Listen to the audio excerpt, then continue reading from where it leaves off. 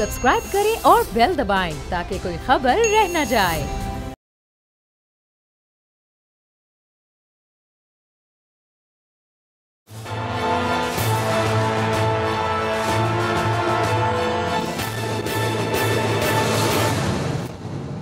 अस्सलाम वालेकुम। प्रोग्राम तज्जिया मैं हूं लीना इलियास और हमेशा की तरह मेरे साथ मौजूद हैं समी इब्राहिम साहब और आज के इस प्रोग्राम में इसके साथ साथ हमारे साथ मौजूद हैं सिद्दीक जान साहब और अदील वड़ाइद साहब। यकीनी सी बात है पोलिटिकल सिचुएशन के हवाले से बात करेंगे। आज जो पार्लियामेंट में हुआ वो हमारे सामने ही है। नामूस रिसालत के हवाले से भी बात करेंगे। जी समी साहब ओवर टू यू। जी अलीना बहुत शुक्रिया। दो इश्यूज जैसे आपने कहा, एक तो पार्लियामेंट में जो करारदाद पेश हुई और वहाँ पर जो पॉलिटिकल पार्टीज का रिएक्शन था, जो प्रोसीडिंग्स हुई, क्या उससे हमने देखा, उसको कैसे एनालाइज करें, एक तो ये सब्जेक्ट। और दूसरा सुप्रीम कोर्ट ऑफ पाकिस्तान में नहायत अहम केस जस्टिस काजी फायज ईसा साहब की रिव्यू पिटिशन 10 मेंबर बेंच उसकी समाअत कर रहा है। और आज जो सवाल पोज किए हैं अदालत ने जस्टिस उमर अताब बंदयाल साहब ने, उससे लगता है कि ये केस अब अपने इख्तितामी मराहल तक आ पहुंचा है और बहुत जल्द फैसला इस हवाले से आ जाएगा।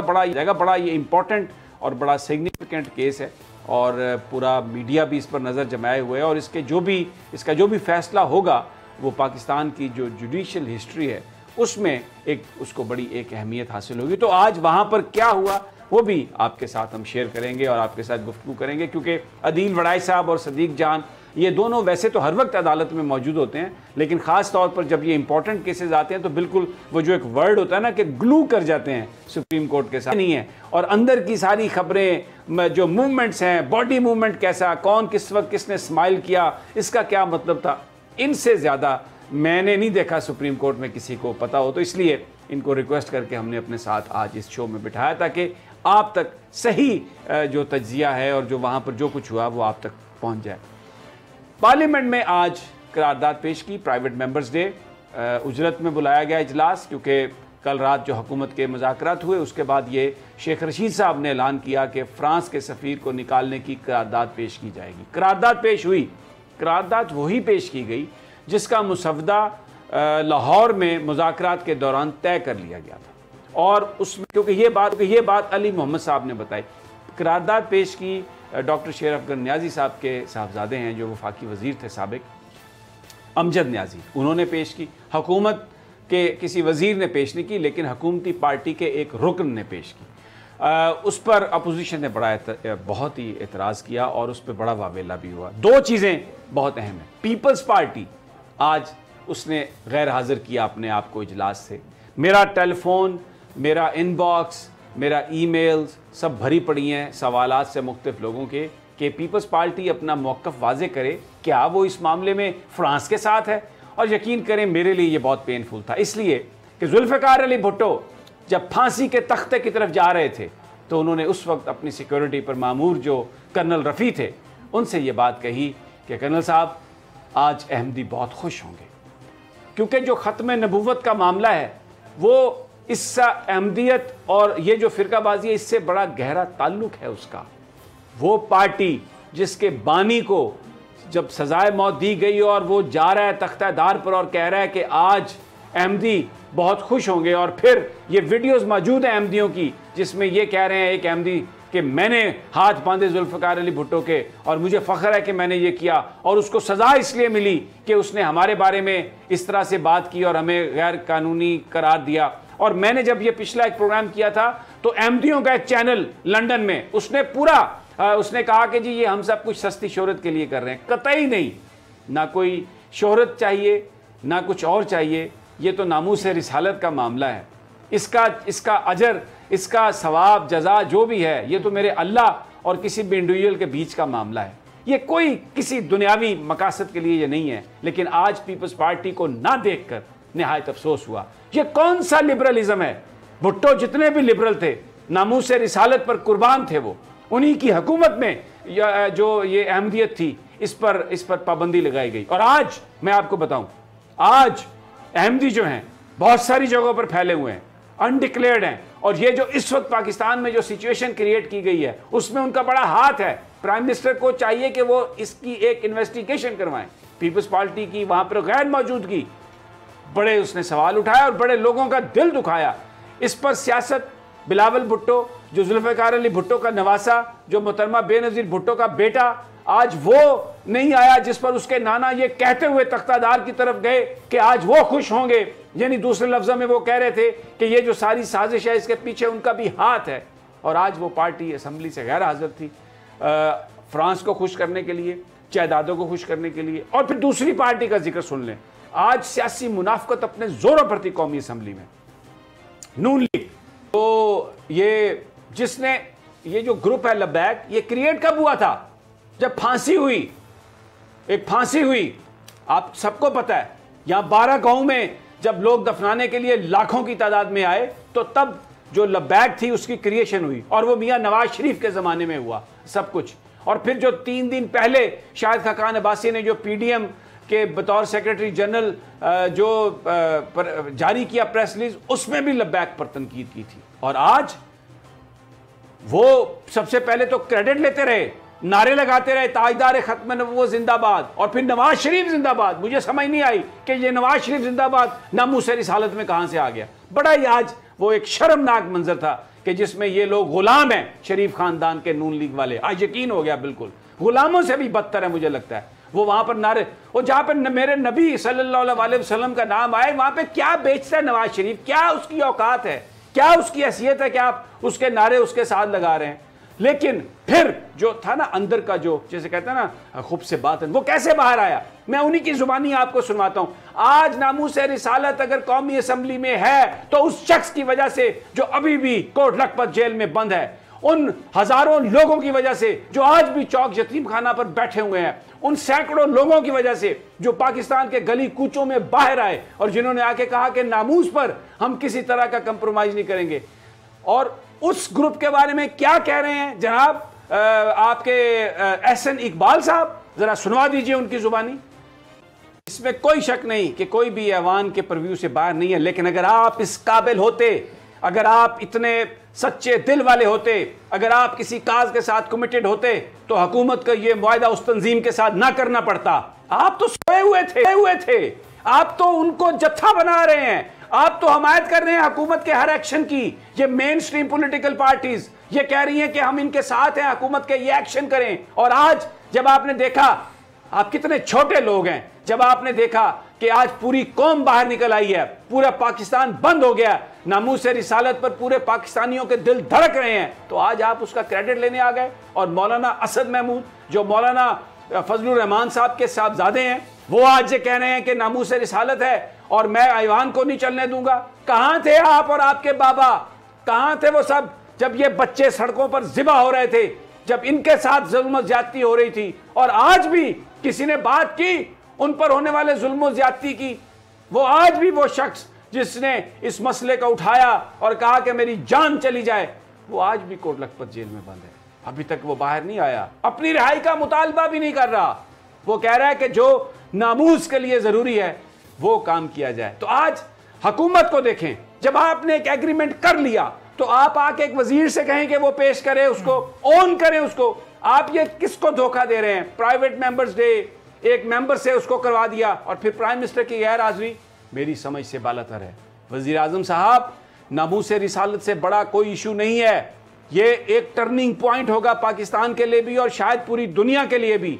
और आप वहां पर पार्लियामेंट में आप हैं, लेकिन आप ऐवान में नहीं आते। आप हमेशा कहते हैं कि मैं वेस्ट को देख के आया हूं, मैं वेस्टर्न डेमोक्रेसी को देख के आया हूं। कभी देखा आपने बरतानिया के वजीर आजम को कि वो कैसे जवाब देता है? आके कौम को, अपने आप को वो जवाब दे समझता है, लेकिन आप तो जवाबदेह ही नहीं है, पार्लियामेंट में आते ही नहीं है। आज नामूसे रिसालत, मेरे आका का नाम ऐसा है कि आज उसने हर एक की मुनाफकत को एक्सपोज किया पूरे पाकिस्तान पर। अदील वड़ाइच, क्या कहेंगे आप?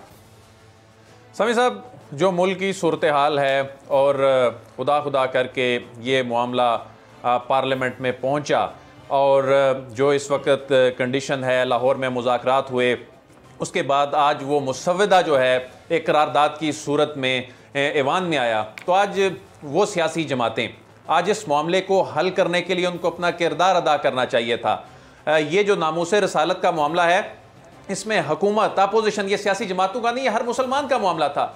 और इस मामले को इतना पोलिटिसाइज किया गया और जो स्पीकर के इर्द गिर्द घेराव जिस तरह नून लीग ने कर दिया, तो ऐसे लग रहा था ये कोई बजट सेशन चल रहा है। ये तो आम आदमी के जज्बात की तर्जुमानी थी। अगर एक प्राइवेट मेंबर डे पर प्राइवेट मेंबर ने ही ज़ाहिर करारदाद पेश करनी थी, वो करारदाद पेश हुई थी, उसका जो मतन था वो सबको पढ़कर सुनाया गया।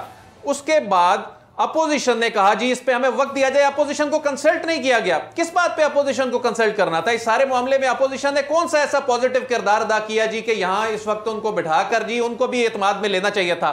एक मामला हल की तरफ जा रहा है, वो आपकी वजह से जुमे तक चला गया है, एडजर्न हो गया है।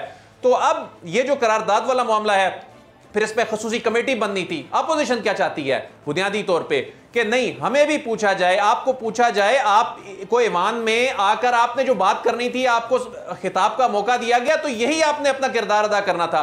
वो करारदाद पेश हुई, एक प्राइवेट मेंबर ने पेश की, उस पे जी ये हुकूमत को पेश करनी चाहिए। जब हुकूमत आपको बता रही है, हुकूमत उसकी ऑनरशिप ले रही है कि जी वहां पर जो मुआहिदा हुआ है, उसके जो कंटेंट्स हैं, उनके साथ ये सारी चीजें जो हैं उन पर इत्तफाक हुआ है, नहीं जी ये हुकूमत को पेश करनी चाहिए, फलां को करनी चाहिए, हमें एतमाद में लेना चाहिए, फलां कमेटी नहीं बननी चाहिए।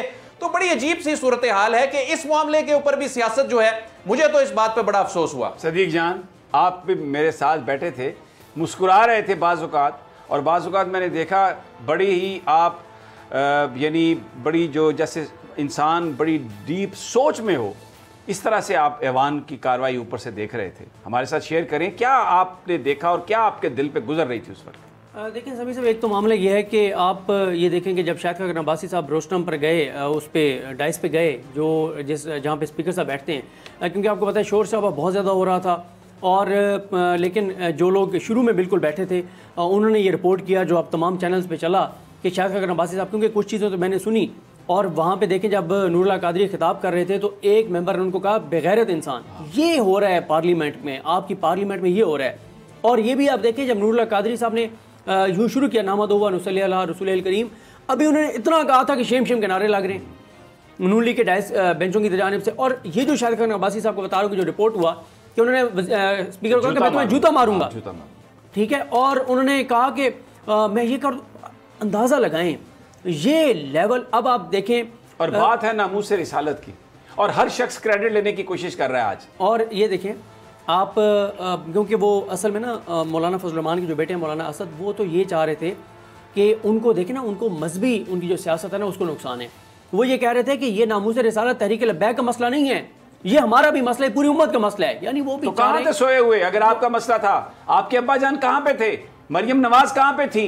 बिलावल भुट्टो कहाँ पे थे इतने दिन? वो जो मुआहदे हो रहे थे, उनके मुज़ाकरात हो रहे थे, वज़ीर आज़म ने भी ऐलान किया कि हम इसको पेश करेंगे। जब वज़ीर आज़म ने यह कहा कि हम लब्बैक के साथ जो मुआहदा है उसको फ्रांस के सफ़ीर के हवाले से असम्बली में पेश करेंगे, तो क्या इस अपोजिशन का फ़र्ज़ नहीं बनता था ये रोज़ाना जो टाएं टाएं टाएं टाएं टाएं करते हैं नवाज शरीफ पर वहाँ पे, कि ये पूछते कि हमें बताया जाए आज तक किसी असम्बली मेंबर ने जो अपोजिशन से जिसका ताल्लुक है, बिलावल भुट्टो या मरियम नवाज या कोई भी इनका शख्स, किसी ने ये कहा प्रेस कॉन्फ्रेंस में हुकूमत से कि हमें बताया जाए कि जी आपका क्या एग्रीमेंट हो रहा है, हमें बताएं आप लब्बैक के साथ क्या बात कर रहे हैं? ये तो जब लब्बैक सड़कों पर आई है, इन्होंने देखा कि ये सब कुछ, ये तो मामला इतना ज्यादा अवामी है, तो ये आ गया क्रेडिट लेने के लिए। सदीक जान देखें समी साहब, इन्होंने जब पीडीएम बनाई, इन्होंने कहा कि पाकिस्तान को मसाइल जो दरपेश हैं, जो सबसे बड़े पाकिस्तान के पाकिस्तानियों के मसाइल हैं जो हल होने चाहिए और जिनकी ज़रूरत है, उसका इन्होंने एक एजेंडा बनाया। क्या उस एजेंडे में ये चीज़ शामिल थी कि हुकूमत को, इदारों को नामूस रिसालत पे बात करनी चाहिए? क्या उसमें ये था? नहीं था उसमें। चले हम कहते हैं पीडीएम में पीपल्स पार्टी नहीं मानती थी, मौलाना फजल रहमान साहब प्रेस कॉन्फ्रेंस करने आए ना एमएमए के प्लेटफॉर्म से, एमएमए के प्लेटफॉर्म से कर लेते ना, नहीं किया। फिर आप ये देखें कि जब एक बंदे ने 2 टोपियां पहनी हुई हैं, मैं मिल्ली यकजहती काउंसिल में जाऊंगा तो मेरा, मैं पीडीएम में आऊंगा तो मेरा ये मौक़िफ़। बिल्कुल। अच्छा, और मरियम साहबा को कराची कैंपेन जाकर चलाने का तो टाइम मिल गया, लेकिन ये जो सारी एक इधर पाकिस्तान में जो एक कोहराम मचा हुआ है, इस इशू पर बात करने के लिए मरियम साहबा बहुत बीमार हैं और वो शायद बात नहीं कर सकती। देखें, अब देखें ना, शाहिद खान अब्बासी साहब और एहसन इकबाल साहब जो तकरीरें कर रहे थे, इन्हें कहना है कि उधर मियां साहब को कहना कि इस वक्त आप कहते हैं कि दिलों के वज़ीर आज़म वो हैं, लीडर वो हैं। इमरान खान तो जाली वज़ीर आज़म है ना, सिलेक्टेड है, वोट तो आवाम ने नवाज शरीफ को दिए थे। शहर में एहतजाज हुआ है ना, फ्रांस की एम्बेसी के सामने, लंदन में एहतजाज हुआ है, अमेरिका में न्यूयॉर्क में एहतजाज हुआ है, अमेरिका में हजारों पाकिस्तानी मुसलमान और दूसरे मुसलमान आए हैं। नवाज शरीफ साहब भी किसी मुजाहरे में शिरकत करने वहां पे जाके ट्वीट कर दें, एक से ट्वीट कर दें, ट्वीट तो कर सकते हैं ना।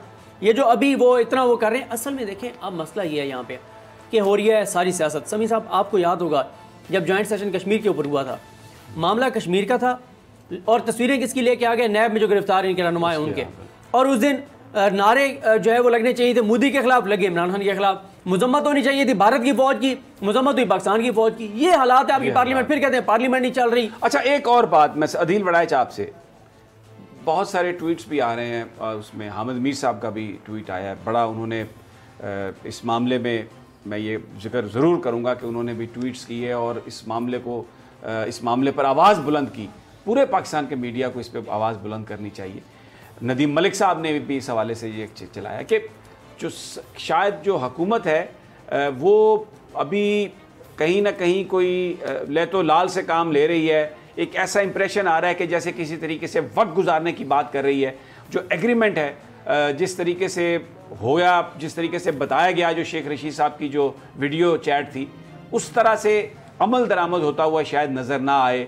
कोई ताखीरी हथकंडे, किसी तरीके से टाइम बाय करने की कोशिश, आपको भी लगता है? फीलिंग आपकी भी है?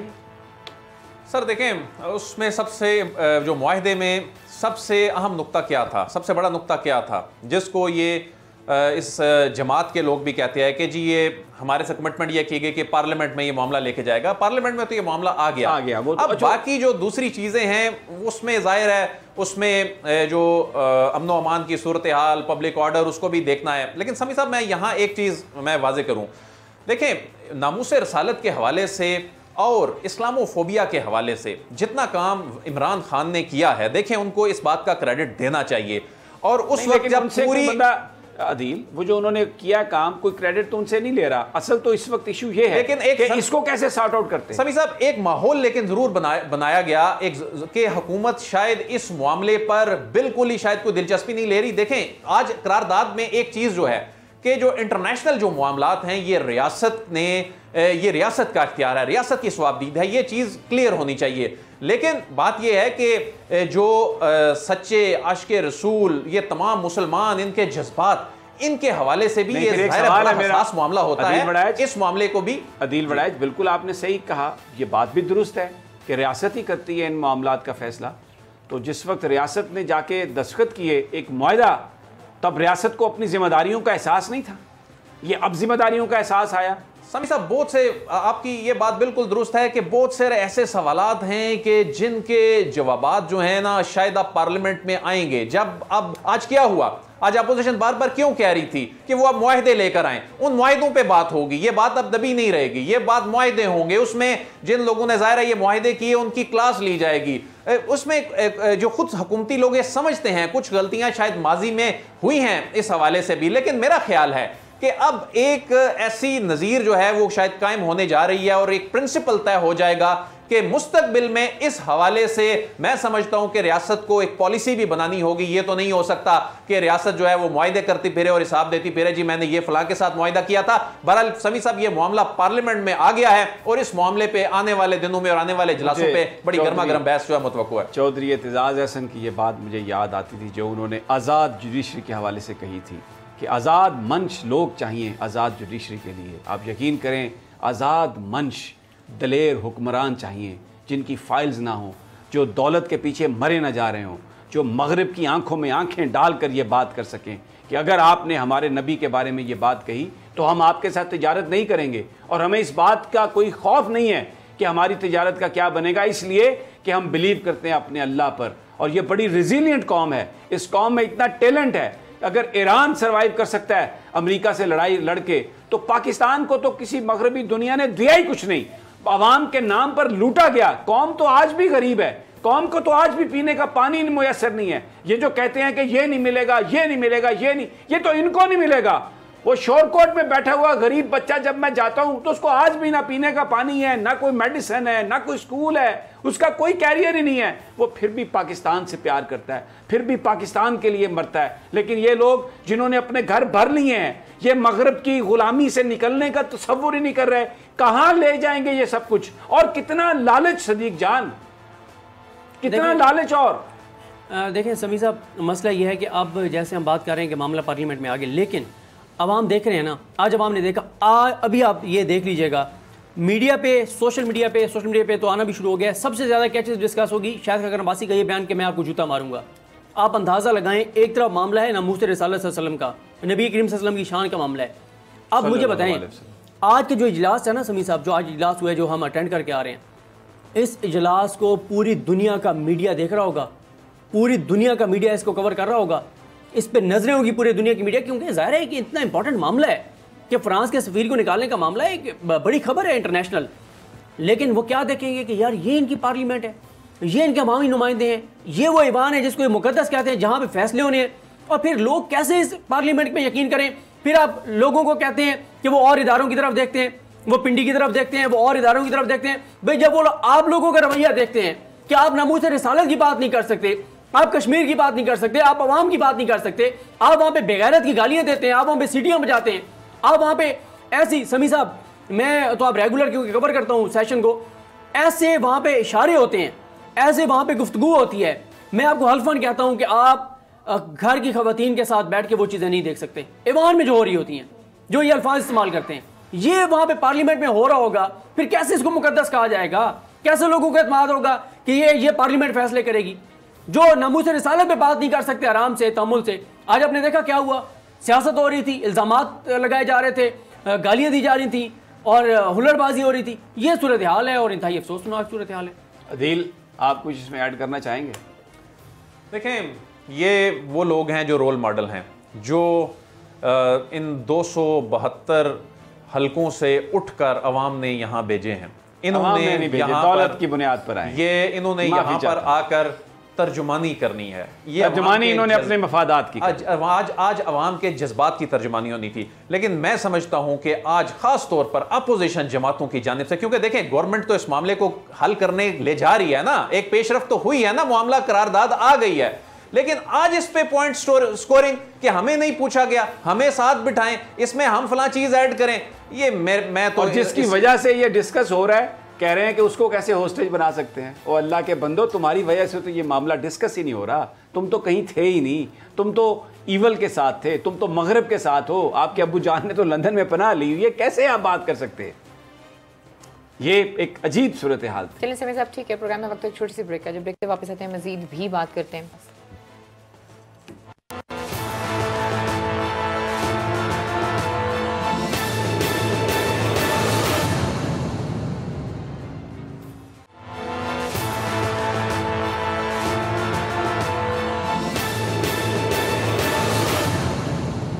वेलकम बैक नाज़रीन, दफ़ा फिर आपको खुशामदीद कहते हैं। जी समी साहब। जी अलीना, जो दूसरा अहम मामला वो भी बड़ा एक ऐसा है, इंडिपेंडेंस ऑफ जुडिशरी और जजेस के हवाले से, वो सदारती रेफरेंस की जो कंटिन्यूशन है, रिव्यू पिटिशन जस्टिस काजी फायज़ ईसा साहब की, और अब लग ये रहा है कि अपने इख्तितामी मराहल की तरफ ये जो रिव्यू पिटिशन है जा रही है। अदालत में आज भी बड़ा गर्म माहौल था, कई दफ़ा जस्टिस काजी फायज़ ईसा साहब बहुत ज़्यादा जज्बाती हुए, उनकी अहलिया भी बहुत ज़्यादा जज्बाती हुई। जस्टिस मुनीब अख्तर के जो सवालात थे, उन सवालात ने बिल्कुल हर चीज़ जो थी उसको उलट पलट कर दिया। एक भौचाल आ जाता था जब वो सवाल करते थे।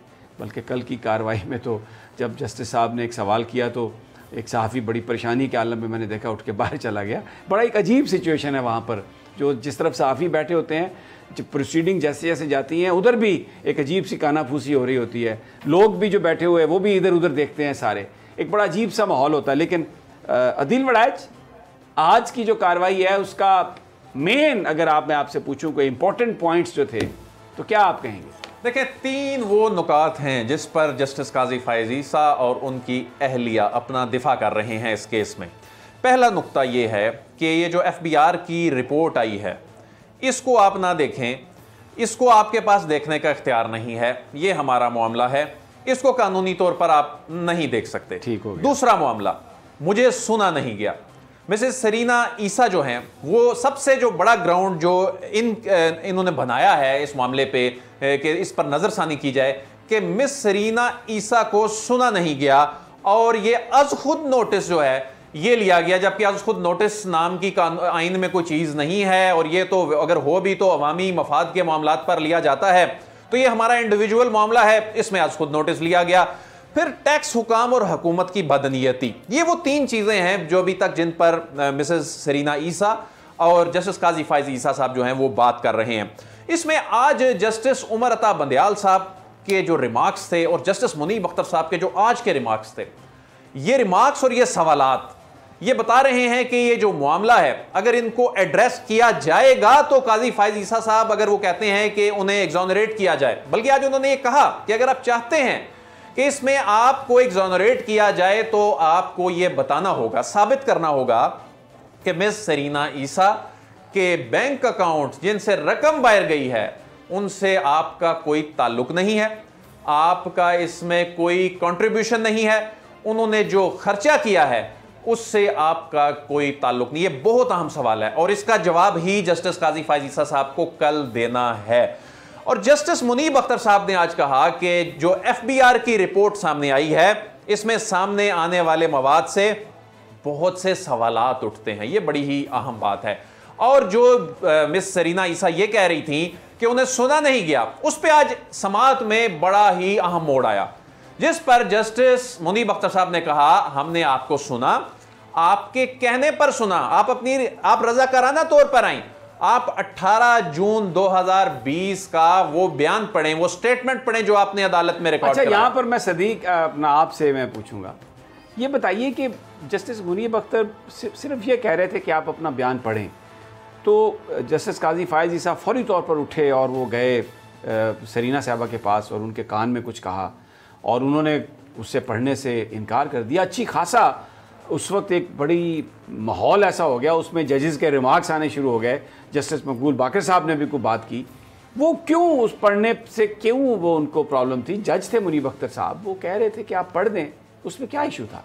देखिए मसला ये है कि काजी फायज साहब जो हैं वो बहुत ज़्यादा उलझते हैं जस्टिस मुनीब अख्तर साहब के साथ।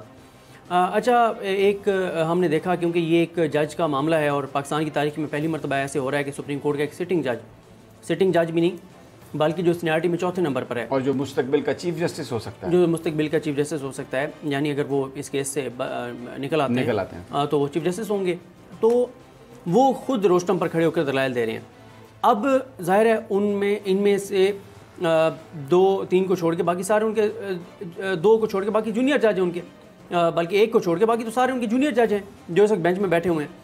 अब मसला ये है, बहुत सारे जजेस हम देखते हैं कि वो काजी साहब जो भी कह रहे होते हैं वो खामोश रहते हैं कि ठीक है चले केस आगे ख़त्म हो, या क्योंकि वो भी परेशान हैं बहुत सारे जजेस कि अदलिया का मजाक बन रहा है कि सुप्रीम कोर्ट रोज़ एक तमाशा बना हुआ है, सोशल मीडिया के ऊपर लोग जो बेंच के सरबराह हैं उनके ऊपर सवालात भी उठाते हैं कि ये किस तरह की बातें एक जज खड़ा होकर रोशनम पर कर रहा है पाकिस्तान के ख़िलाफ़, पाकिस्तान के इदारों के ख़िलाफ़ और मुख्तलिफ़ शख्सियात के ख़िलाफ़, और आप उनको मतलब काउंटर नहीं करते, आप उनको रोकते नहीं हैं।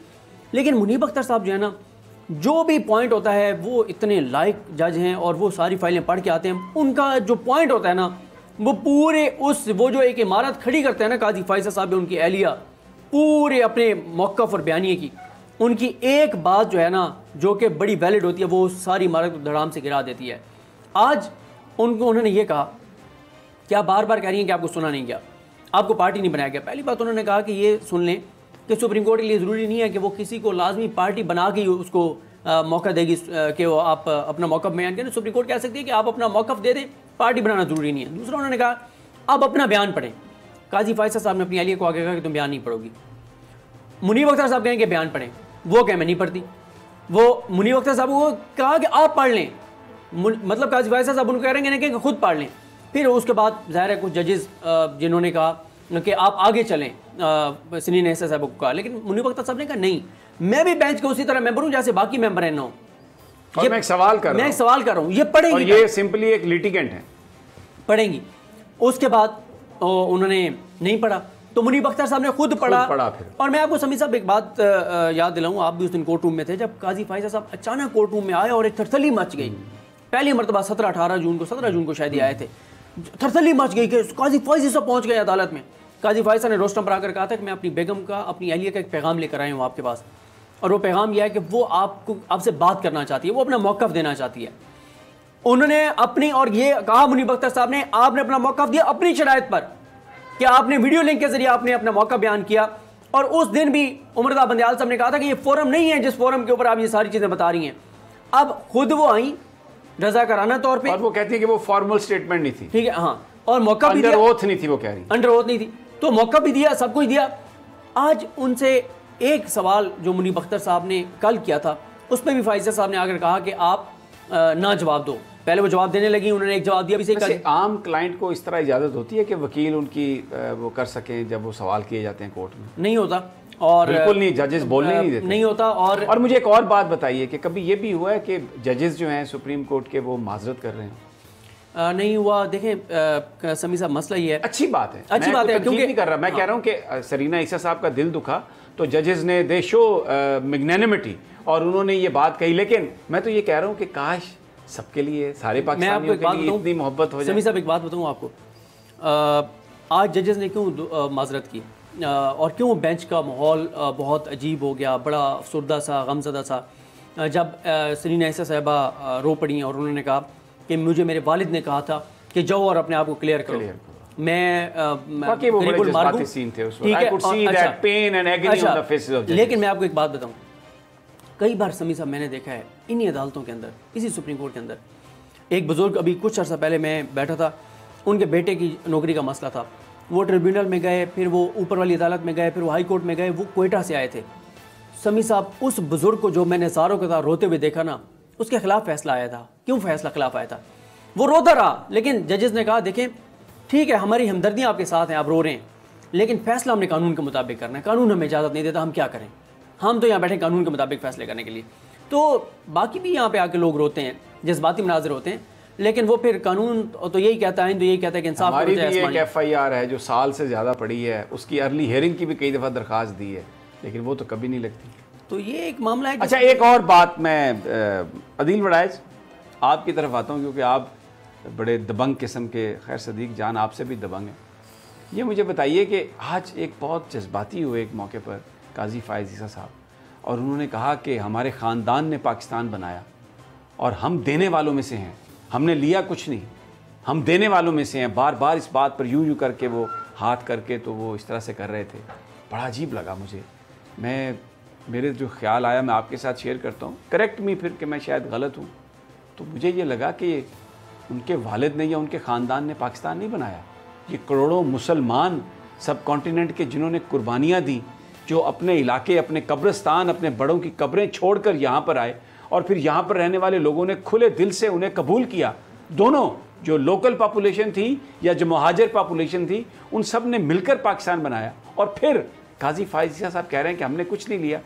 आज वो जो सुप्रीम कोर्ट में आके जिस अंदाज में भी गुफ्तगू करते हैं और सुप्रीम कोर्ट उनकी बात को सुनता है, इसलिए कि पहले वो बलूचिस्तान के चीफ जस्टिस बने, ये मुल्क था, बलूचिस्तान हाई कोर्ट था, तो फिर उसके वो चीफ जस्टिस बने, तो ये मुल्क ने उन्हें चीफ जस्टिस बनाया। फिर उसके बाद वो सुप्रीम कोर्ट के जज बने, तो ये पाकिस्तान ने उन्हें इज्जत दी कि वो सुप्रीम कोर्ट के जज बने। वो कैसे कह रहे थे? बिल्कुल नवाज शरीफ भी यही कहता है कि हमने तनख्वाह नहीं ली, मैंने तो इस मुल्क में पैसे दिए, पैसे लगाए। काजी फायज़ साहब भी यही कह रहे थे। आज मेरा दिल दुखा उस वक्त इस बात पे। अदील वड़ाइज समी साहब देखें, इस केस में जज साहिबान पहले दिन से क्या कह रहे हैं, नुक्ते की बात करें, मुद्दे की बात करें, पॉइंट पर आएं। एक भी समात ऐसी नहीं है जिसमें जज साहिबान ने ये ना कहा हो कि काजी साहब आप पॉइंट पे आएं, पॉइंट पे बात करें। आज क्या हुआ कि जिस तरह ये बात की, आज भी उन्होंने कहा कि अल्लाह मुझे गर्क करे अगर मैं कुर्सी के लिए लड़ रहा हूं।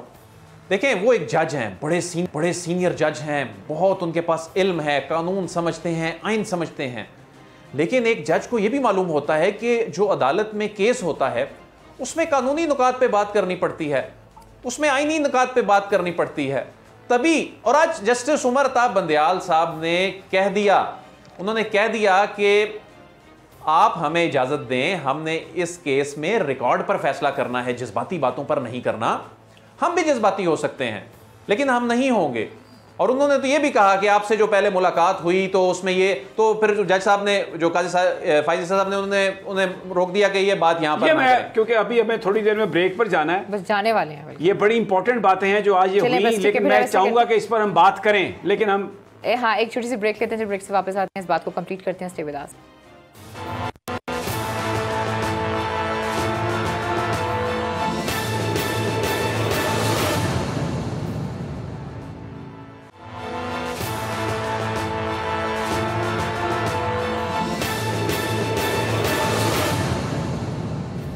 वेलकम बैक नाज़रीन, तो फिर आपको खुशामदीद कहते हैं। जी समी साहब। जी अदील, आप ब्रेक पर जाने से पहले वो बात कर रहे थे जो जिसका जिक्र किया जस्टिस उमर बंदयाल साहब ने, क्योंकि उससे पहले काजी फायज़ ईसा साहब बहुत ही जज्बाती थे और उन्होंने बहुत बातें कहीं, तो जिस पर उन्होंने कहा जस्टिस उमर बंदयाल ने कि जब चंद दिन पहले आपसे भी मुलाकात हुई तो दरगुजर की बात हो रही थी। तो वो क्या बात थी, उस पर काजी फायज़ ईसा साहब ने कहा कि देखें आप यहाँ पर ये बात न करें, इसलिए कि फिर पता नहीं किस अंदाज में ये बातें निकलती हैं बाहर।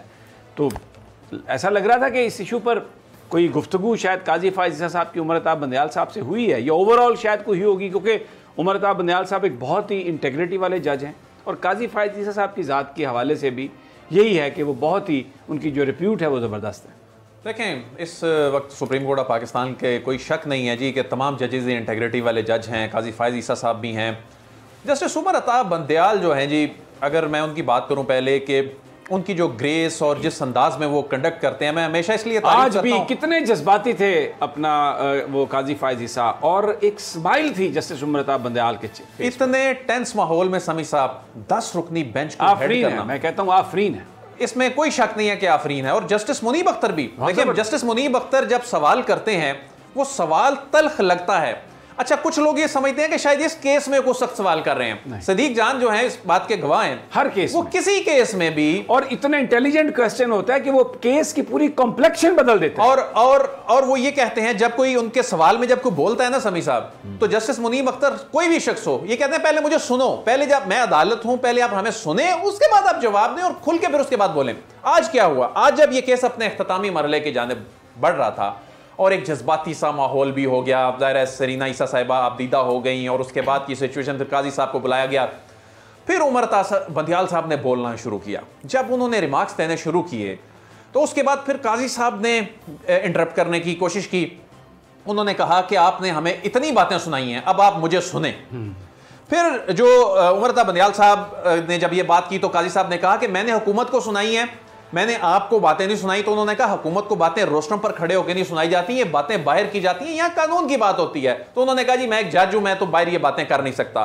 उसके बाद फिर उन्होंने माफी मांगी, उन्होंने कहा मैं माजरत चाहता हूं जस्टिस काजी फायज़ ईसा साहब ने। तो उस पर फिर जस्टिस उमर बंदयाल साहब ने कहा कि माजरत से कुछ नहीं होता, बहरहाल मैं तो दरगुजर करने के लिए तैयार हूं, आप भी दरगुजर करें, आप जज्बाती हो सकते हैं, मैं भी हो सकता हूं। फिर उन्होंने उस, लेकिन यहाँ पर जो फैसला है वो हमने कानून के मुताबिक करना है, हमने फैसला यहाँ पर जबरदस्त। और उन्होंने यहाँ भी कहा कि मेरी आपके साथ जो मोहब्बत है ना, वो मैं यहाँ जाहिर नहीं कर सकता, क्योंकि मैंने यहाँ कानून को देखना है। फिर उन्होंने कहा कि जो जब उन्होंने कहा कि आप जज्बाती हो सकते हैं तो मैं भी हो सकता हूं, मगर मैं ये बातें यहां नहीं करूंगा। और उन्होंने उस एक मुलाकात का हवाला दिया जो बात पूरी ना हो सकी, जिस पर काजी साहब ने कहा ओ जी ये बात यहां पर वो ना करें। इसका मतलब है उमर बंदयाल साहब ने जस्टिस काजी फायज़ ईसा साहब की अहलिया से भी जी उन्होंने कहा कि बेगम साहिबा से भी एक फंक्शन में मुलाकात, किसी फंक्शन में। देखिए जज साहिबान है, जाहिर है इनफॉर्मल इनका, जाहिर है जब अदालत नहीं होती तो चैम्बर्स वगैरह में या चाय के वक्फे में ये इंटरेक्शन होना मामूल की बात होती है। लेकिन आज कोई कबाहत जी, उसमें कोई कबाहत नहीं, ये इंटेग्रिटी वाले जजेस हैं। और लेकिन ये कितनी खूबसूरत बात है कि एक ही जगह बैठना और प्रोफेशनली भी इकट्ठे होना, लेकिन जब इंसाफ की बात समी साहब आई है ना, तो यहां पर ये इस सिस्टम की खूबसूरती है कि यहां फिर एक जज साहब को भी हिसाब देना पड़ रहा है। इसका फैसला कोई भी आए, कुछ भी आए, लेकिन ये सिस्टम में एक बहुत बड़ी बात है कि एक जज साहिबान एक अपने जज साहब अपने एक साथी जज से एक बात कह रहे हैं और कह रहे हैं कि आपको इसमें बताना होगा। और जस्टिस उमर बंदयाल साहब ने एक बड़ी आम बात की सरीना ईसा साहिबा से, उन्होंने कहा कि जाहिर इस अंदाज में बात की कि उन्हें दुख है कि ये जिस अंदाज में जाहिर है ये कुछ चीज़ें हो रही हैं, लेकिन आपके शोहर एक पब्लिक ऑफिस होल्डर हैं और पब्लिक ऑफिस होल्डर जो होता है उसको फिर कुर्बानी देनी पड़ती है ताकि अवाम का एतमाद बढ़े। अच्छा, तो ये वो चीज़ें हैं, ये चीज़ें। अच्छा सदीक जान, हालांकि जो अदालत में जो माहौल चल रहा था उसमें एक वक्त पे ऐसा लगा जिस वक्त बहुत शोर शराबा भी चल रहा था, जस्टिस मुनीब अख्तर थोड़ा खामोश हुए और मैंने देखा उनके चेहरा बड़ा स्पॉट था, लेकिन एक चीज़ लग रही थी कि वो बहुत ही, उनको जो कुछ भी हो रहा है उस पर उनका दिल मुतमईन नहीं है। लेकिन जब बाद में बात ख़त्म हुई तो उन्होंने जब सरीना ईसा साहबा का स्टेटमेंट ख़त्म हुआ और वो बैठ गई आके, तो मुनीब अख्तर साहब ने भी कहा उनसे कि अगर मैं सिर्फ, मेरा मकसद आपसे सवाल करना था, अगर कोई आपको उससे तकलीफ़ हुई है किसी वजह से तो मैं आई अपोलोजाइज। उन्होंने काजी फायज़ ईसा साहब से भी बड़ी बहुत मैग्नानिमिटी थी जो उन्होंने शो की सदीक जान। बहुत यानी बहुत मुश्किल होता है फौरी तौर पर अपने जज्बात पर काबू पा के इस तरह का जेस्चर देना, but that was a remarkable justice. आप दुरुस्त कह रहे हैं। मैं दो चीज़ों का जिक्र करना चाहूँगा कि एक बार टीवी चैनल पर रिपोर्ट हो गया कि जस्टिस उमरता बंदयाल बरहम हो गए और उन्होंने डांट दी, इस तरह की चीज़ किसी केस में रिपोर्ट हो गई। अगले दिन उमरता बंदयाल साहब आए और उन्होंने केस शुरू करने से पहले कहा कि मैं कोर्ट रूम में मौजूद तमाम लोगों से माफ़ी मांगता हूँ। एक जज के तौर पर मेरी आवाज़ जो है वो अदालत में ऊँची नहीं होनी चाहिए, और अगर ये तासुर गया है कि मैंने किसी को डांटा है, ऊंची आवाज़ में बात किया, तो मैं इसके लिए माज़रत खा हूँ। ये उनका एक लेवल है उमरता बंदयाल साहब का। आज उन्होंने क्या कहा काजी फायज़ साहब को, जब काजी फायज़ साहब ने जज्बाती बात की और जिक्र किया कि अल्लाह जानता है मैं कब तक हूँ, इस तरह की उन्होंने को बात की, तो उमरता बंदयाल साहब ने कहा कि जज साहब अगर आपने अल्लाह को जवाब देना तो हमने भी उतने अल्लाह को जवाब देना है। और उन्होंने फिर एक कुरानी आयत का हवाला दिया कि मैं रोज़ाना उठकर जब आता हूँ इधर तो वो कुरानी आयत पढ़ के आता हूँ, जिसका मफहूम यह है कि या अल्लाह चाहे मेरे रिश्तेदारों का केस ही क्यों ना हो, मेरे करीबी लोगों का केस ही क्यों ना हो, मुझे इंसाफ पे मबनी फ़ैसले करने की तौफीक अता फरमा। तो ये एक सारा मामला है। और एक देखें अब उनको कहा क्या जा रहा है, वो सारा कह रहे हैं जुल्फ़कार ने ये कर दिया, फ़लाँ ने ये कर दिया। Zulfiqar revenue officer, income tax के ऑफिसर, बिल्कुल कमिश्नर इनकम, बिल्कुल ये कह रहे हैं उमरता बंदयाल साहब और जो दीगर जजेस हैं कि आप देखें पहले आप इस हर्डल को क्रॉस करें कि आप हमें ये बताएं कि 19 जून का जो फैसला है उसमें ये मामला एफबीआर को भेजना ही गलत था। अगर आप ये रुकावट अबूर कर लेते हैं फिर तो आपके हक में फैसला हो जाएगा, फिर वो सारा कुछ ख़त्म हो जाएगा। और अगर यही आप साबित नहीं कर सकते कि ये फैसला गलत था, इसमें क्या ऐसी गलती है कि हम ये फैसला अपना बदल दें, तो फिर जो आपको उनके हवाले से कोई तहफ़्फ़ुज़ात हैं एफबीआर से, वो आप जाके और फोरम पे जाके और आप उनको चैलेंज करेंगे। तो अभी तक कोई इशूज़ के ऊपर काज सब नहीं आ रहे, और आज जजेस ने उनको ये कह दिया है कि अब जो है वो कल से सुना जाएगा। अच्छा, एक और मैं आप दोनों में से भले कोई भी इसको रिस्पॉन्ड कर ले, मैंने जस्टिस याहिया अफरीदी, क्योंकि वैसे तो वो लगा के बैठते हैं मास्क, लेकिन जब वो बात करते हैं तो मास्क उतारते हैं। अच्छा, जब मास्क उतार के मैंने देखा आज वो 2-3 दफ़ा जब भी उन्होंने बात की तो आई सा स्माइल ऑन हिज फेस। माशाल्लाह बड़े हैंडसम आदमी हैं, मूछें उनकी हैं, और वो दूर से अगर आप कमरा अदालत से उनको देख रहे हो बैठे तो he looks very handsome, I mean no doubt about it, but he asked a question with a smile on his face and in such a humble way. यानी वो कह रहे थे कि देखें आप ये कहना चाह रही हैं उनके पॉइंट्स जो, यानी एक उनका जो मौक़िफ़ था क्लाइंट का, उसको बड़ी वजाहत से, वो बिल्कुल जैसे कूजे में दरिया को बंद करने वाली बात, ऐसा ही नहीं लगता था आपको अदील वड़ाइच? समी साहब, पहले तो मैं ये बताऊं कि जब याहिया अफरीदी साहब परवेज़ मुशर्रफ वाला जो बेंच था उसमें थे, ये उस वक्त ग़ालिबन हेड करते थे, तो हम उस वक्त ये केस कवर करते थे, तो उस वक्त से इनको देखना शुरू किया कि इनके चेहरे पे हमेशा स्माइल होती थी, वो ग्रेसफुली ये भी बात करते हैं। अच्छा, याहिया अफरीदी साहब का एक प्रिंसिपल, एक उनका स्टैंस देखें, ये होती है समी साहब, ये इंटेग्रिटी, और देखें ये होती है असूल की बात, कि उन्होंने इस केस में पहले दिन से क्या इख्तलाफी नोट लिखा। आपको याद है कि जब ये इसमें रेफरेंस मुस्तरद हुआ था 10 रुकनी बेंच ने, उस वक्त रेफरेंस मुस्तरद करने में भी इन्होंने इख्तलाफी नोट लिखा था। क्या लिखा था कि काजी साहब को ये मामला यहां नहीं लेकर आना चाहिए था। दूसरे में क्या हुआ था, जब ये फैसला 6-4 से आया, लाइव स्ट्रीमिंग वाला मामला आया, उसमें हालांकि ये केस 5-5 से टाई हो जाना था अगर याहिया अफरीदी साहब जो हैं वो, लेकिन उन्होंने अपने उसी प्रिंसिपल स्टैंस के हवाले से वंडरफुल मैच, उन्होंने क्या कहा, उन्होंने कहा कि ये लाइव स्ट्रीमिंग और ये होनी चाहिए, लेकिन ये फिर उस असूल की नफी हो जाएगी कि ये मामला जो है यहाँ पर लेके आ जाए। वो खत्म हो गया। हम सबको इजाजत दीजिए, अपना बहुत ख्याल रखिए, अल्लाह हाफिज।